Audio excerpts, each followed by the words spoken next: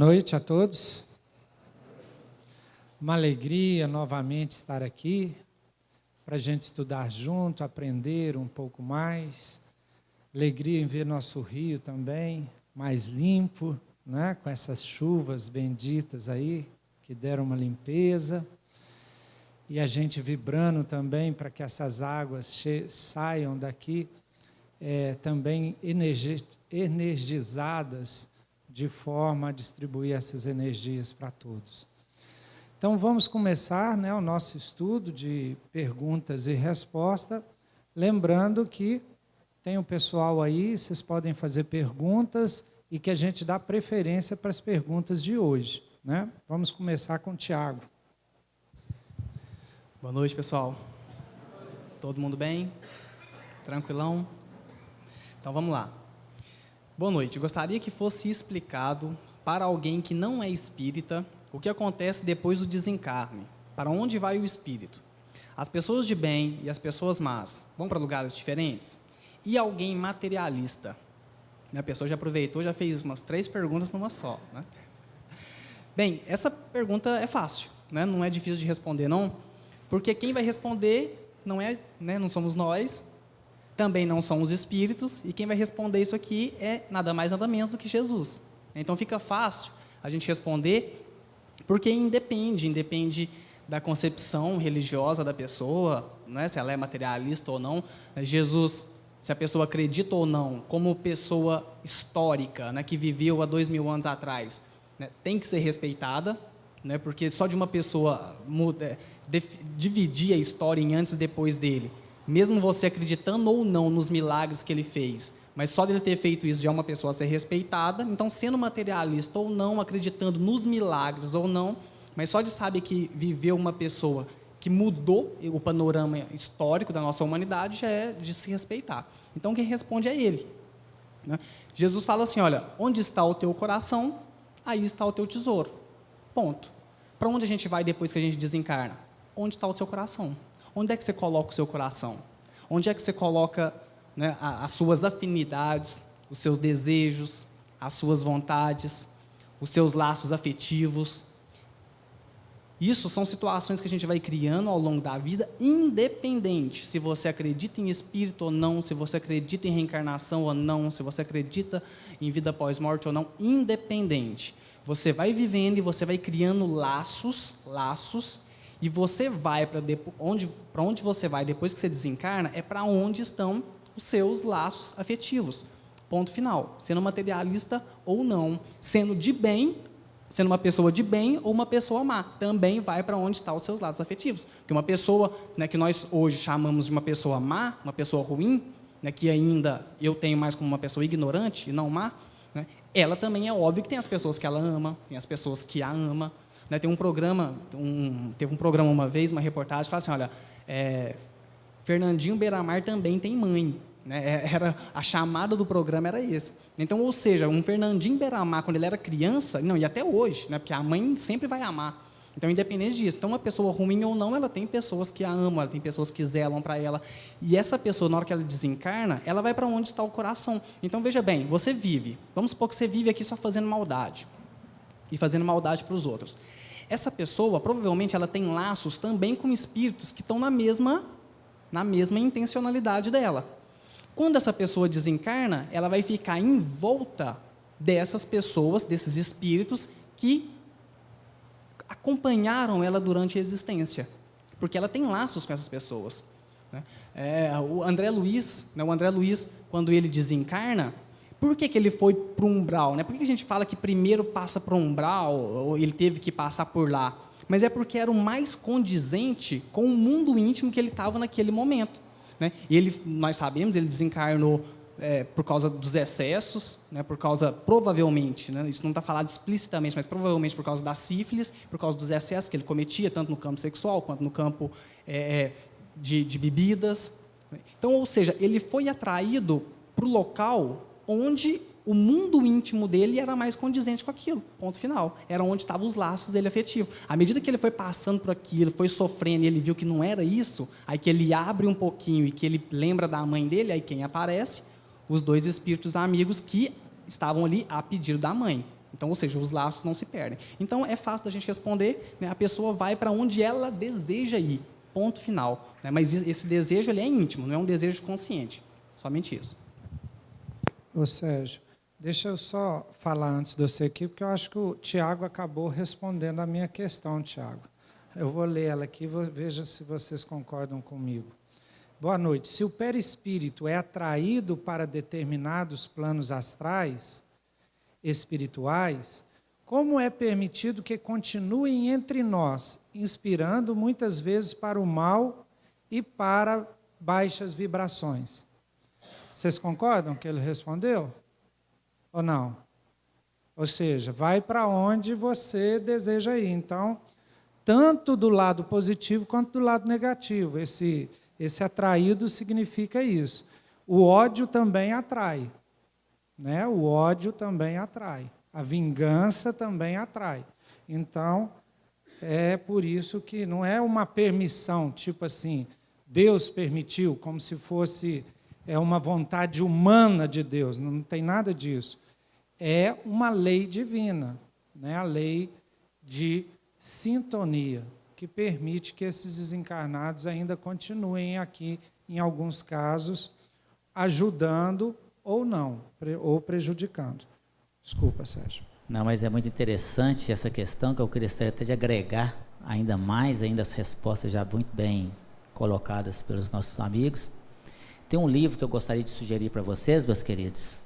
O livro chama Sexo e Destino, psicografado pelo nosso querido e saudoso Chico Xavier, e também é editado pelo André Luiz, e esse livro também é psicografado pelo Valdo Vieira. Na verdade, André Luiz ditou esse livro para 2 médiuns, e ditou alternadamente, ditava um capítulo para um capítulo para o outro.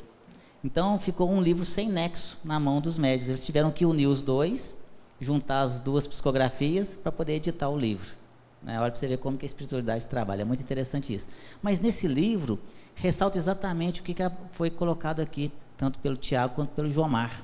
Ou seja, esses espíritos são atraídos para lugares de sua afinidade. André Luiz nos coloca nesse livro a questão dos vícios, por exemplo, tanto da sexualidade quanto dos vícios da bebida, onde espíritos dessa natureza, né, ficam perto de pessoas que também gostam das mesmas coisas que eles gostavam enquanto encarnados e que continuam gostando depois de desencarnados. Ou seja, pessoa que gostava aqui de beber, gostava de fumar, gostava de usar drogas, por exemplo, quando desencarna e não quiser receber aquele auxílio, e a grande maioria assim ela vai ficar aí, vagando entre os encarnados que se afinizam com ele pelos mesmos vícios. Então se aproxima daquela pessoa por afinidade, e como ela não tem ali, né, um corpo físico para poder pegar um copo e beber, ela utiliza do encarnado, se aproximando, é o que nós chamamos de vampirismo, mas não no sentido lá do cinema, não, no sentido de sugar, né? Então o espírito se aproxima da pessoa, se liga psiquicamente à pessoa, induz a pessoa a beber. André Luiz nos conta um relato muito interessante, que estava ele com o seu instrutor no apartamento lá de Cláudio Nogueira, quando então o instrutor fala assim: observe o que vai acontecer, e adentram naquele apartamento 2 espíritos, né, trevosos, numa algazarra total, e ali o Cláudio estava deitado no sofá, lendo um jornal, e quando um dos espíritos se aproximou dele e começou a induzir ele à vontade do vício, né? Secando-lhe os gorgomilos, né? Secando-lhe a garganta, e a garrafa de uísque bem próxima dele, ele de repente levanta naquela vontade, vai lá, serve uma boa dose de uísque, bebe, volta para o sofá, deita, pega o jornal, e aí vem o outro espírito e fala assim: eu também quero, minha vez, né? Aí volta lá e induz ele a mesma coisa, secando, e aí ele levanta de novo, vai lá, põe outra dose de uísque, como se não tivesse bebido nada, e bebe outra vez, e saem os 2 espíritos naquela algazarra danada, e não perceberam a presença de André Luiz e do seu instrutor. Densidade diferente, ou seja, eles estavam numa sintonia diferente, numa vibração diferente. Então, os espíritos entraram, estavam sintonizados com aquele encarnado. Por isso que muitas vezes a gente vai ver as pessoas no barzinho, e o caboclo assim: põe uma para mim aí, põe mais uma, põe outra, põe mais. O cara não para, é um atrás do outro, porque tem uma falange ali de cachaceiro, vamos chamar assim, né? né, em volta dele ali, né, Tiago? E bebendo, e bebendo, e bebendo, e fumando, e fumando, e fumando. Não é que ele bebe o líquido, não, meus queridos, mas as emanações alcoólicas, as emanações do fumo, das drogas. Nós que trabalhamos ativamente na área mediúnica, quando nós conversamos com espíritos dessa natureza, muitos chegam bêbados nas reuniões mediúnicas. Alguns chegam lá, nem sabem que desencarnaram. Estão num processo de perturbação muito grande. Então, eu quis alongar um pouco mais essa resposta, porque ela é muito importante, porque nós somos o que nós pensamos, e nós atraímos para perto de nós o que nós estamos pensando e sentindo. Então, a quem está aqui, gosta aqui do um golinho, gosta de fumar, de usar droga, dá uma olhadinha para os lados, que você acender um cigarrinho, a hora que você colocar um, vai assim, está servido? Né? E é porque está servido mesmo, tá certo? Esse tipo de espírito não vai ficar perto de mim. Eu não bebo, eu não fumo, não uso droga, então eu não tenho o que ele quer. Então, se você está dando para ele o que ele quer, você vai estar atraindo para perto de si a entidade dessa natureza. É opção também nossa, né? Esse espírito está lá, todos precisando de ajuda. Uma hora, esse espírito vai cair na real e vai receber o auxílio. E nós também, seja aqui ou seja no plano ali espiritual, né? Uma pergunta que chega aqui agora: uma pessoa que fez tratamento nesta casa e que se livrou de um obsessor, está definitivamente livre dele? Pode atrair outros obsessores? Precisa fazer tratamento novamente? Olha só, quem dera, né? Quem dera se eu tivesse um inimigo só. Ah, meu sonho, né? Imagina, olha só, vamos fazer assim. Vamos nos lembrar de nossas 5 últimas reencarnações. Não vou falar de mais não, vou falar só de 5. Ah, não, vou falar só de 2. Melhor, porque senão vai ficar muito complicado. Vamos falar da nossa última reencarnação há 200 anos atrás. O que nós fazíamos com as pessoas há 200 anos atrás? O que a gente fazia com os escravos há 200 anos atrás? Amarrava eles nos turnos, foi isso que nós aprendemos na escola? Né? Quando estudávamos na escola, amarrávamos eles nos troncos, batia neles, torturava por pouca coisa, né? Cortava as pernas deles para servir de exemplos para os outros não fugir, quando pegava eles fugindo, arrancava os olhos deles, enterrava eles vivos no formigueiro, para a formiga comê-los vivos, não é? Dava um tiquinho de comida em troca de muito serviço, vendia as mulheres deles, vendia os filhos deles. Nós fizemos isso. E se nós olharmos um pouco mais para trás ainda, a gente era muito bárbaro, cruel. Você matava e continuava comendo aqui, ó. E não dava nada. Por que não dava nada para você? Não acontecia nada com você? Porque era a lei do mais forte, era a lei do mais rico, do mais poderoso, mandava mais quem tinha mais. Hoje as coisas estão mudando, estão melhorando. Não tem mais aquela escravidão ostensiva como antigamente. Tem injustiça social, mas não daquela forma mais, não é? Mas esses espíritos que nós prejudicamos enquanto encarnados lá no passado, hoje nos encontram. Nós, numa nova etapa da nossa vida, num novo processo, né? Num novo processo evolutivo, mas somos o mesmo espírito, somos a mesma pessoa, só mudamos o corpo físico, mas hoje somos os mesmos espíritos, e aqueles espíritos são os mesmos também, e nos encontram, porque existe uma lei de atração magnética, nada fica sem reconciliação, e agora nos encontra nessa nova etapa da nossa vida, e começa um processo de perseguição, um processo de vingança, o que é compreensível. Nós temos que entender isso. É claro que não justifica.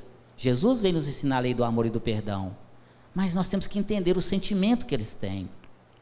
Olha só, a gente ainda tem muita dificuldade de perdoar. Nós aqui temos dificuldade de perdoar. Uma pessoa fala alguma coisinha de nós, pisa no nosso pé, te dá uma fechada no trânsito, você sente raiva, às vezes até ódio. E se eu agora perguntar para vocês, como aconteceu, né? No primeiro concede com um dos palestrantes que me fugiu aqui o nome dele, ele falava sobre perdão, né? Que é um médico lá do Belém do Pará. Não, ele falou assim, obrigado, querido. Alberto Almeida falou assim, olha a questão de que é perdoar. Ele falou assim para nós assim, no primeiro, quando ele veio aqui nesta casa: o que é perdoar? Você consegue perdoar uma pessoa em 7 dias? Em 7 dias, Quem consegue perdoar uma pessoa que te deu ali uma fechada no trânsito? Você consegue perdoar essa pessoa em 7 dias? Quem conseguir, né? Fica todo mundo de mão levantada aqui, e quem conseguir perdoar, né? Continue com a mão levantada. Aí todo mundo praticamente ficou com a mão levantada. 7 dias, perdoar uma fechada? Dá, né? Dá para ser. Mas essa mesma pessoa, né, você ali, ela, além de te fechar, ela para o carro e vai lá e te xinga, e vai embora. Em 7 dias você consegue perdoar essa pessoa? Aí algumas pessoas já baixaram a mão. Poucas, mas a maioria ficou com a mão levantada. Não, 7 dias é uma ofensa, mas eu consigo perdoar em 7 dias. Eu disse, mas aí você para o seu carro. Aí vem essa pessoa, essa mesma pessoa, e pega um prego e rabisca seu carro todo. Você consegue perdoar essa pessoa em 7 dias? Aí um monte baixou a mão. Isso também não. Que é isso, né? Não consigo, não. Aí ficou mais um monte de gente ainda com a mão levantada. Mas aí essa mesma pessoa entra na sua casa e rouba todos os seus bens ali, televisão, geladeira, fogão, leva tudo tal. Você consegue perdoar em 7 dias? Aí já baixou a mão aquele monte de gente também. 7 dias não perdoa, não. Mas ficou alguns ainda com a mão levantada. Mas essa mesma pessoa, além de te roubar e fazer tudo isso, ela vai na sua casa e mata a sua mulher, e mata o seu filho, estrupa sua mulher, estrupa sua filha, esquarteja ela, bota fogo nela. Quem consegue perdoar em 7 dias? Não ficou ninguém com a mão levantada. Nem em 7 dias, nem em 7 anos, vai gastar muitos anos. Um dia vai perdoar, mas vai demorar muito tempo. Assim são esses espíritos que nos perseguem. A relação tempo e espaço para eles é muito subjetiva, isso parece que foi ontem que aconteceu. Então, aquela entidade que aceitou ajuda numa reunião mediúnica de desobsessão, dificilmente ele volta para poder perseguir aquela pessoa novamente, quando ela é orientada. Por isso que é muito interessante quando o Sr. João Bob fala que reunião mediúnica de desobsessão deveria chamar reunião mediúnica de convencimento, porque na verdade é um convencimento que você faz àquele espírito de abandonar a vingança e seguir o caminho dele, porque ele também, como aqui o Tiago falou, todo mundo tem mãe, tem gente que gosta dele, ele não está sozinho nesse mundo, e ele é auxiliado, e quando ele aceita a ajuda, ele dificilmente ele abandona aquela situação para voltar à vingança antiga. Mas e os outros? Porque nós não prejudicamos uma pessoa só, nós prejudicamos muita gente. Aí você, nossa, mas e agora? O que eu faço? Não é?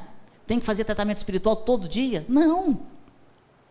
Culto do evangelho no lar, tomar o passe, mudança de comportamento, reforma íntima, né? Isso é que nós temos que fazer, orar e vigiar, sair dessa, tudo é sintonia, meus queridos, senão seria muito injusto, né? Deus seria muito injusto conosco.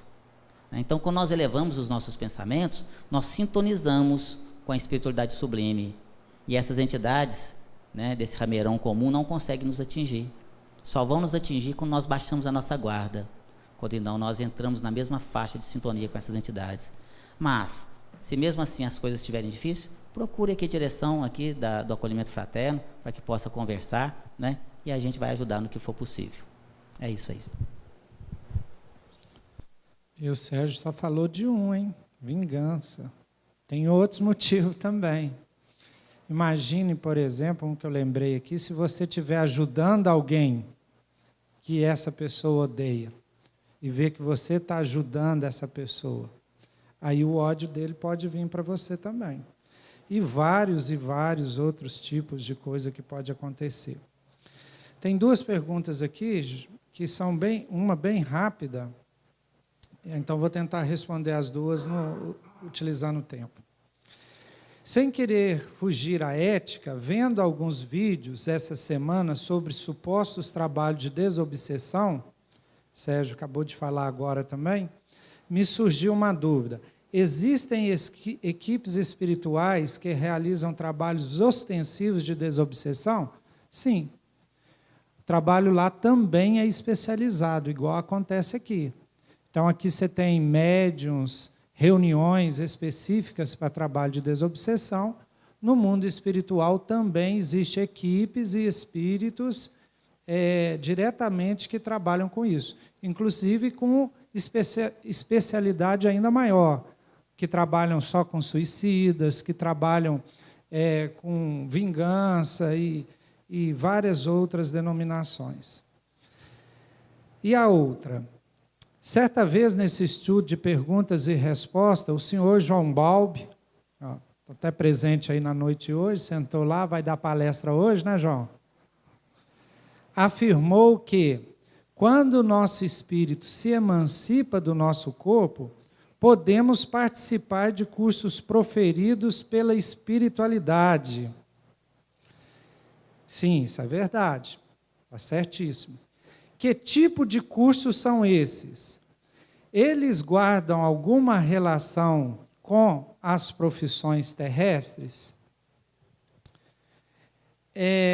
Primeiro, nem todos vão nesses cursos, né? Eu me lembro o dia que o senhor João Balbi falou isso aí, ele falou para a gente pedir, né? Fazer uma oração, pedir ao mentor para nos levar nesse curso. Que a gente tem informação que muitos, quando dormem de lado da cama, não fazem nada de útil, né, Sérgio? E tem uns pior, que em vez de fazer curso, vão fazer outras coisas piores ainda, de acordo com a sintonia, né? O que o Tiago falou na primeira questão, aonde está o seu coração, você automaticamente é atraído. Agora, sobre esses cursos, podem guardar, sim, relação com as profissões, dependendo da profissão. Por exemplo, Tiago é enfermeiro, né? Provavelmente, ele deve ter muitos cursos no mundo espiritual para ajudar nessa tarefa dele. Eu sou professor, provavelmente devo ter alguns cursos que me auxiliem nessa tarefa. Agora, a maioria dos cursos do mundo espiritual, se você observar a literatura espírita que fala disso, são cursos para o desenvolvimento de nossas competências espirituais.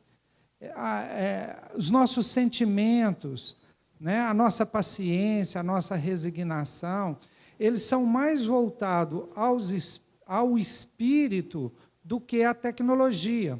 Não vai ser um curso assim tecnológico, pode até ter, dependendo dos planos do mundo espiritual. Por exemplo, se a gente tem uma missão de revelar alguma coisa tecnológica que já existe no mundo espiritual, trazer para o planeta Terra, com certeza a gente pode ter um curso lá para nos ajudar. Aí a gente sonha, aí com sonho a gente relembra e provoca aquilo. Mas a grande maioria dos cursos que a gente vê na literatura são cursos para desenvolvimento, não daquela área intelectual, mas daquela área moral, que a maioria da humanidade ainda não conseguiu alcançar, que está atrasada. Então, esses cursos eu acredito que sejam mais ligados à área do sentimento, das emoções, do perdão. Já imaginou um curso de perdão? Né? Nós precisaríamos fazer um curso de perdão, aprender a perdoar, o significado do perdão. Né? Então, seriam, eu penso que cursos mais ligados ao espírito do que à matéria, porque muitas profissões nossas são mais ligadas à matéria. E essa questão dos cursos também, gente, sempre vai depender se a pessoa está disponível para fazê-lo. Né? Porque, por exemplo, o Gilmar citou o meu exemplo, sou enfermeiro, mas se ao dormir eu não quero mais saber disso, vamos supor que eu faça a minha profissão, mas só para ter a minha remuneração no final do mês. Então, chega no final do dia, eu falo assim, nossa, ainda bem que acabou, não quero, nossa, só amanhã agora, graças a Deus. Então, ou seja, eu já não quero mais nem lidar com aquilo. Então, provavelmente, eu não vou participar desses cursos. Porque aquilo para mim é só um desencargo, só para eu ganhar meu dinheirinho e pronto, acabou. Agora, se eu faço a minha profissão, se eu me empenho na minha profissão, se eu quero me atualizar na minha profissão e se eu estou aberto para participar dos cursos, é lógico que eu vou participar. Eu lembro de um, Gilmar, quando eu trabalhei, agora eu não estou mais, mas eu trabalhei na clínica psiquiátrica Bento Mene, e eu gosto dessa área, e eu era muito aberto para isso. E, às vezes, a gente pedia mesmo para conhecer algumas áreas, alguns cursos no mundo espiritual. E, certa vez, ao contrário do Sérgio, eu lembro pouco dos meus sonhos, né, dos meus desdobramentos, mas, quando acontece, é característico e eu tenho certeza que é. Então, teve um desdobramento, certa vez, que eu fui levado para um hospital psiquiátrico no mundo espiritual de distúrbios mentais relacionados à sexualidade. Então, isso já deve ter acontecido há uns 5 anos atrás, é totalmente nítido, eu fecho o olho e lembro como se fosse agora. Né? Porque era real e eu fui levado realmente. Né? Mas porque eu estava aberto para isso. Então, sempre vai depender se a pessoa se disponibiliza para fazer o curso ou não. O que nos leva a sentir complexo de culpa, de inferioridade? São espíritos nos culpando sobre algumas existências passadas?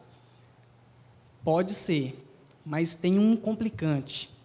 Pode ser espíritos te culpando por coisas que você fez em existências passadas, mas o pior ainda não é isso aqui. O pior é a autoacusação. O pior é quando você se acusa por questões que você fez na vida passada. O sentimento de culpa, ele surge no espírito toda vez que o progresso intelectual dá uma corrida e deixa o progresso moral muito para trás. Livro dos Espíritos, questão 700 e alguma coisa, não sei se é alguém que vai lembrar, mas os Espíritos esclarecem assim para a gente: o progresso intelectual antecede, né, precede o progresso moral. Então é óbvio, se eu vou fazer o bem, primeiro eu tenho que saber o que é aquilo. Primeiro o intelecto vem, te ilumina, para depois você saber o que é certo e errado, porque só existe escolha, só existe livre-arbítrio, e você só realmente pode escolher quando você tem opções para escolha. As opções para escolha é o clareamento do intelecto. Então, por isso que o progresso intelectual ele sempre precede o progresso moral. Só que eles têm que caminhar mais ou menos juntos. Toda vez que você eleva muito o seu progresso intelectual e você tem muito gabarito de conhecimento, mas você não pratica aquilo que você aprendeu no intelecto, surge o sentimento de culpa. Porque você aprende que é interessante fazer caridade, você aprende que é interessante você fazer o bem, que é interessante, só que você não faz. Então, toda vez que você para na sua casa e fala, nossa, eu tenho 3 horas para ficar aqui deitado. Puxa vida, mas eu poderia estar fazendo tanta coisa. Eu poderia estar fazendo... Eu faço campanha do quilo, né, mas não é porque eu sou bonzinho, não. É por causa da consciência cutucando mesmo. Então, eu faço campanha do quilo, é sábado, a gente vai bater na casa dos outros. Bate na casa dos outros e vai pedir alimento. O que me levou a fazer a campanha do quilo foi o seguinte: olha a reflexão que eu tive que fazer para chegar lá, tanto que a gente é malzinho ainda. Eu parado na minha casa num sábado à tarde, aí eu penso assim, imagina eu parado na minha casa num sábado à tarde, vendo o caldeirão do Hulk, paradão, quietinho, perna para cima, comendo, bebendo, beleza, num sol danado, alguém bate na porta da minha casa para pedir alimento para alguém que ela nem conhece. Eu ficaria numa vergonha danada. Porque na mesma hora, isso eu faço, né, por uma projeção, você, nossa, tem alguém fazendo algo. E eu estou aqui quietinho, parado, sem fazer nada. Então, a consciência de culpa, aqui você tem um exemplo, que é esse de caridade, mas para qualquer situação, toda vez, ela só vai surgir quando você não age de acordo com o seu intelecto já tá iluminado. Né? Aí você paralisa.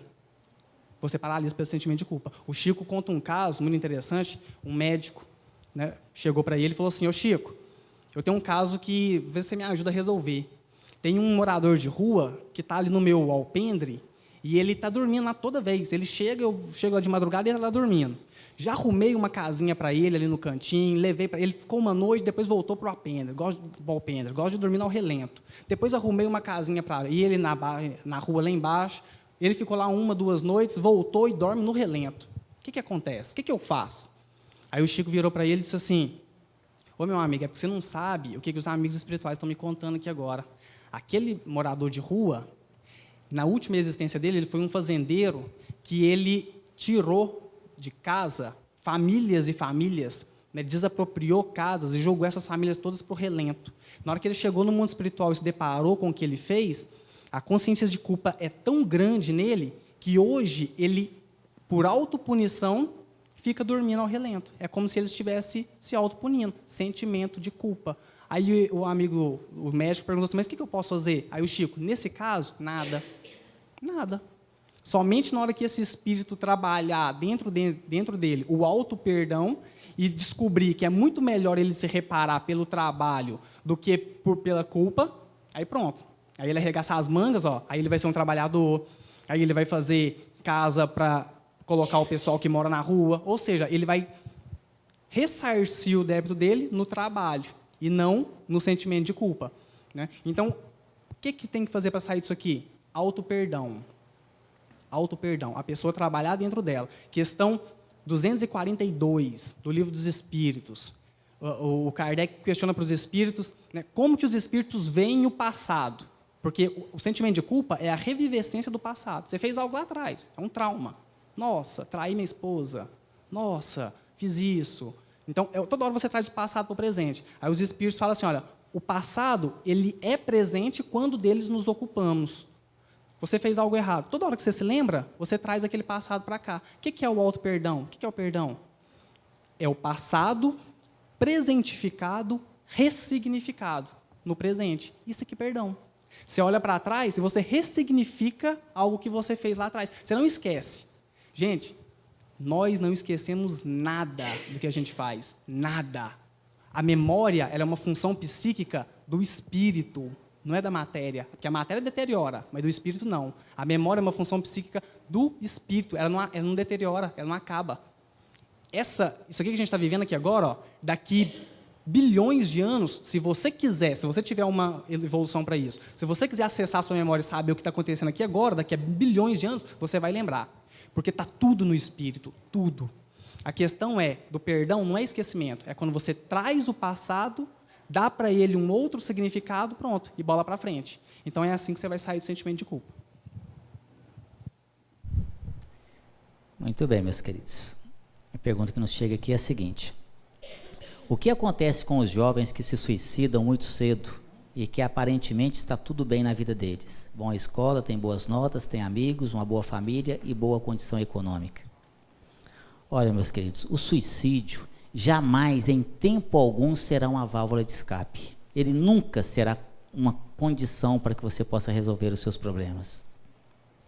O suicida, em geral, sofre demais. Cada um de uma forma, porque também tem seus paliativos. Não existe suicídio igual e nem tratamento de suicídio igual, como muitas pessoas, às vezes, erroneamente falam. Né? Todo suicida vai para o Vale do Suicida, né? Todo mundo vai sofrer. Não. Cada um tem suas condições. Mas o que nós podemos afirmar aqui é que o suicida, ele vai sofrer muito. E ele precisa de nós, de todos nós, mesmo que você não o conheça. Ficou sabendo de um suicídio? Eleve seus pensamentos e peça a misericórdia divina, peça-lhe boas vibrações para aquela pessoa, né? Para que ele possa estar recebendo ali um lenitivo para suas dores. Quando a pessoa coloca aqui que aparentemente está tudo bem, porque ninguém suicida por acaso, né, meus queridos? Vou suicidar. Não. Alguma coisa está acontecendo ali dentro daquela pessoa, ali no seu íntimo. Então nós, pais, irmãos, né? Amigos, nós temos que estar ali atento às pessoas. De repente a pessoa está passando por uma situação ali complicada, então vamos conversar, vamos doar o nosso ombro, vamos tentar ajudar da melhor maneira possível. E se você não consegue ajudar, encaminhe para alguém que possa, que tenha condição. Porque o suicídio, meus queridos, eu posso dizer aqui com o conhecimento que a gente já tem da doutrina espírita, com os livros que nós estudamos, com as partes práticas na reunião mediúnica, quando nós conversamos com diversos suicidas, né? E o sofrimento é muito grande, é inimaginável para nós. Eu posso afirmar para vocês aqui que é uma das coisas mais tristes e um dos maiores sofrimentos para o espírito é aquele que se suicida. Tem uma passagem no livro O Martírio da Luz, aliás, O Martírio de um Suicida e No País da Luz. São dois livros, Do País da Luz e O Martírio de um Suicida, aonde retrata lá uma situação interessante, quando um dos suicidas, que vem já em condições, né, para falar na reunião mediúnica, e ele fala assim, os maiores martírios da terra são doces consolações, se comparados ao mais suave sofrimento de um suicida. Olha só. Então nós não temos aqui palavras para definir aqui o que é um sofrimento de um suicida. Eu não consigo pegar no nosso dicionário da língua portuguesa aqui o que é o sinônimo de um sofrimento de um suicida, porque a pior coisa, a pior desgraça que você pode imaginar na face da terra é uma doce consolação se nós compararmos ao mais suave sofrimento de um suicida, então eu não sei o que é um sofrimento de um suicida. Nós não temos palavras, então eu sei que é muito ruim. E eu quero aproveitar aqui para sugerir a leitura de um livro da nossa querida Ivone do Amaral Pereira, o Memórias de um Suicida, e tem também no site desta casa, aqui para vocês e para os internautas que estão nos assistindo agora neste momento, que eles possam acessar a palestra O Suicídio e Suas Consequências, da nossa autoria, que nós fizemos há algum tempo atrás aqui nessa casa, está gravada, e lá a gente coloca todas essas questões do suicida consciente, do suicida inconsciente, Então, realmente, é muito pavoroso. Então, meus queridos, vamos procurar ajudar as pessoas que pensam em resolver os seus problemas, tirando a própria vida, porque a gente não morre. E o sofrimento, ao invés de a gente ficar livre dele, vai arrumar um outro muito pior.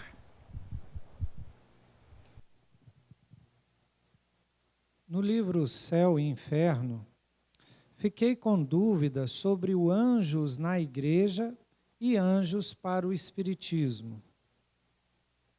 Céu e Inferno é um livro da codificação espírita, escrito por Allan Kardec, onde ele vai entrevistar diversos tipos de espíritos, desde a escala espírita da primeira ordem até a 10ª ordem.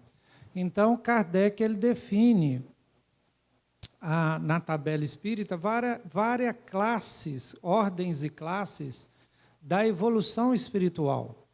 Desde aquele, vamos dizer assim, é uma classe que evolui na forma moral e intelectual.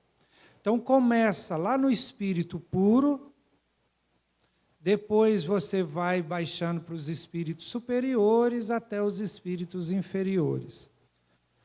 Então, o anjo na igreja, que é aquela figura com asas, que foi criado eternamente bom, que inclusive teve um que não sei por que ficou mal, o Lúcifer, era anjo, portador da luz, depois caiu e virou um ser do mal. Então, esse anjo, o Espiritismo não fala nada a respeito. O Espiritismo não acredita ou não professa a existência de seres criados eternamente bons. Isso não existe na doutrina espírita. A doutrina espírita fala de espíritos criados simples, que ignoram e que vão aperfeiçoando, se tornando complexos e aumentando o seu conhecimento e, a partir daí, tendo moral. Então, e participando dessa escala espírita. Mas, porém, por uma facilidade de linguagem, até naquela época, há mais de 150 anos que o livro foi escrito, muitas vezes você vê em textos espíritas, inclusive da codificação, a palavra anjos simbolizando os espíritos superiores e espíritos puros, mas só como uma referência, porque os espíritos superiores e os espíritos puros passaram também por essa escala evolutiva. É interessante essa pergunta, que eu estou me lembrando de um texto do Paulo Neto, onde ele defende que no planeta Terra, o único espírito que alcançou o grau de espírito puro seria Jesus, que o restante dos espíritos do planeta Terra seriam espíritos superiores, que estão ali, querendo se tornar espírito puro, como Jesus, mas que não alcançaram ainda a pureza, que seria o Espírito de Jesus. Espero que tenha ficado claro, essa relação entre anjos da igreja e anjos para o Espiritismo. Se os colegas quiserem acrescentar alguma coisa, fica à vontade. Gostaria de saber qual a melhor explicação sobre a ressurreição e a reencarnação, sendo que as religiões dizem e a Bíblia também, que o homem viverá somente uma vez depois que morrer, virá o juízo final. Bem, já me falaram aqui para a gente dar umas respostas mais curtas, né? Mas vem uma pergunta como essa, isso aqui, infelizmente, é motivo para uma palestra de 50 minutos. Aqui a gente vai só dar alguns toques se a pessoa depois quiser estudar mais, tá? Porque realmente não dá para a gente explicar tudo isso aqui. É uma questão muito interessante, eu agradeço pela pergunta, mas tinha que ter mais tempo. Veja bem, na Bíblia, naquele tempo de Jesus, não existia a palavra reencarnação. A palavra reencarnação ela foi cunhada mesmo, ela foi criada com Kardec, em 1857, ela apareceu pela primeira vez no Livro dos Espíritos. Então, não existia a palavra reencarnação.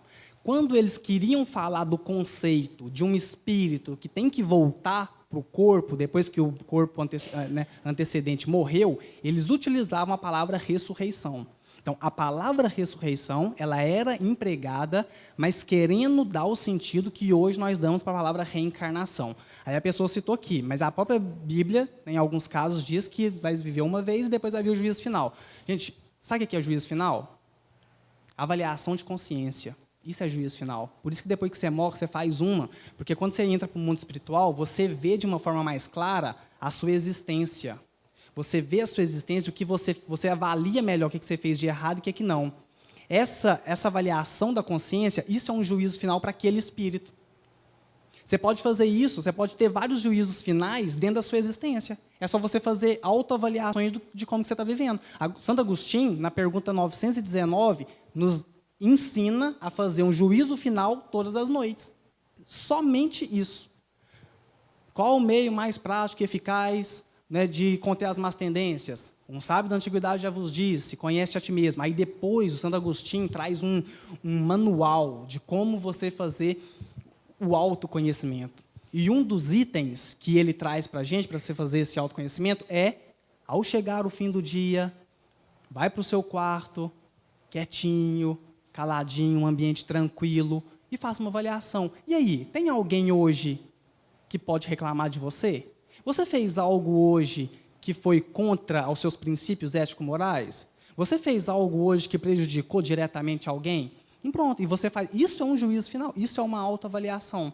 Então, é isso que eles lá na Bíblia querem dizer quando falam do juízo final. Então, somente isso. Ressurreição é uma expressão idiomática que significa levantar-se. Quando eles queriam dizer o ser ressurge, né? Está querendo que ele se levanta. Por quê? Porque eles trabalhavam com opostos, os hebreus. Quando eles falavam morte, eles queriam dizer deitar-se. Então, o filho deitou-se com seus pais. Eles estavam querendo dizer que ele morreu, porque era uma questão também de sepultamento. Né? Eles utilizavam o mesmo local, o pai morria, depois eles pegavam o mesmo local ali, o mesmo caixão, colocavam o filho. Então, por isso que falava que o filho deitou-se com os pais, estava querendo dizer de morte. E quando queria dizer ressurgir, diziam levantar-se, que em português, significa a palavra ressurreição. Se na Bíblia tem isso aqui, na Bíblia também tem várias vezes falando de reencarnação, que é o nosso conceito, com a palavra ressurreição. Jesus e Nicodemos, necessário é o homem nascer de novo. Nicodemos entrou em parafuso. Mas como é que pode um homem já velho entrar no ventre da sua mãe novamente? Te digo, necessário é o homem nascer de novo da água, que a água simboliza a matéria, e do espírito. Então, esse nascer de novo do espírito é a avaliação, é a autoavaliação, é o juízo final de cada um. Nascer da água significa nascer da matéria, reencarnação. Digo que João Batista tinha que voltar, e ele já veio, ele já voltou, né? Mas não reconheceram, né? Ou melhor, que Elias tinha que voltar, mas eles não reconheceram. Por quê? Porque era João Batista. João Batista era o Elias reencarnado. Então, a Bíblia também traz inúmeros conceitos de reencarnação, mas com a palavra ressurreição. Muito bem. Nos minutos que nos restam, a pergunta que nos chega é: se no mundo espiritual eu escolhi aprender, este aprendizado eu utilizo quando encarnado? Sim, não tenha dúvida. Tanto utiliza quando encarnado, quanto utiliza quando desencarnar também. Porque o aprendizado, o conhecimento, ele é do espírito. Né? Você aprende, e aí é seu, é propriedade sua, vamos chamar assim, no linguajar chulo. Né? Então, o que você adquire aqui, você tem como conhecimento seu. E você, no plano espiritual, você também se prepara, estudando, né? Se preparando ali durante muitos e muitos anos, para que você possa ser um vencedor na reencarnação. Ou seja, para que você possa realmente superar as provas e expiações. Porque você aprende no plano espiritual, mas a prova é aqui enquanto encarnado. Né? E às vezes a gente chega aqui e não coloca em prática tudo aquilo que a gente aprendeu no plano espiritual. Ou pelo menos tudo aquilo que você se programou para fazer aqui no plano espiritual.